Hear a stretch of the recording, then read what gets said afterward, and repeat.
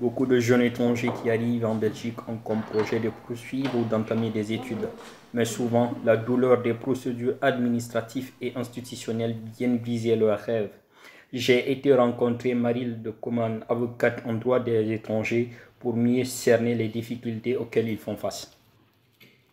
Quand on arrive, le plus souvent les jeunes, notamment dans mon cas ou dans d'autres cas, quand on arrive, on avait déjà atteint un certain niveau, on avait déjà un parcours scolaire et je pense que c'est humain, on a envie d'une continuité. Et dès lors qu'on arrive ici en Belgique, l'un des soucis.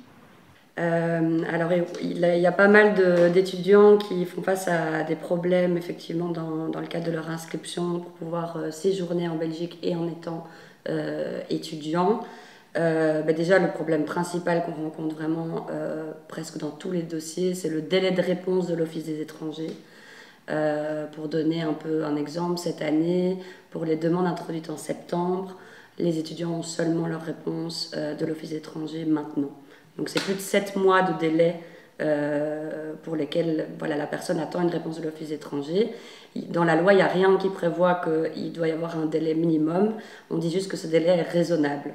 Mais voilà, c'est toujours hyper difficile de savoir qu'est-ce qui est raisonnable, qu'est-ce qui ne l'est pas.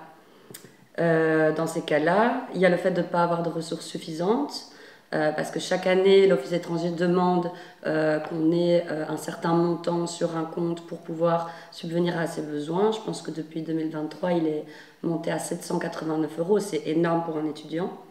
Le fait de rater ses examens. Si on rate ses examens, on n'a plus le séjour. Le fait de ne pas avoir introduit sa demande dans les délais qu'il fallait. Donc, par exemple, si on est étudiant depuis un an, tous les ans, 15 jours avant l'expiration de son titre de séjour, on est censé renouveler son titre de séjour. Parfois, ce n'est pas possible pour plein de raisons. Et puis là, ça devient un gros problème au niveau de leur séjour. Et le pire, c'est que moi, tous les mois de septembre, je dois prolonger. Ouais. Et c'est la période où on s'inscrit pour une école ou pour une formation. Cette année encore, ils n'ont prolongé que de 6 mois, pas une année complète. J'ai attendu de septembre à ce mois de mars, ils ont répondu, mais ça n'a été prolongé que jusqu'en septembre. Ah oui, jusqu'au moment où tu as fait la demande. Ouais. Ouais, non, c'est dégueulasse. Je me suis alors rendu chez Rita Mivumbi, assistante sociale à l'ASBL Exil. Je lui ai demandé si elle trouvait des solutions pour les jeunes qu'elle encadre. On essaye. J'ai dit c'est un combat, et les combats on ne réussit pas toujours.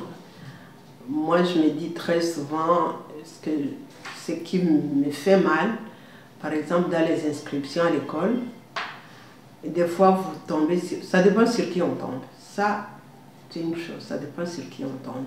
Des fois vous tombez sur quelqu'un, il ne vous demande même pas l'historique du jeune, et directement il dit il va aller dans professionnel ou bien ceci ou bien cela, sans avoir vraiment regardé le parcours du jeune. Et c'est là où moi je me bats le plus. Être dans cette incertitude, de ne pas savoir à quel moment tout ça va s'arranger. Ce sont des sentiments assez difficiles à gérer, mais heureusement je suis bien entouré honnêtement par des personnes, des Belges et tout ça qui quand même malgré les difficultés on essaie de trouver des solutions qui peuvent quand même si ça ne résout pas le problème en tant que tel, mais qui peut quand même atténuer les choses quoi.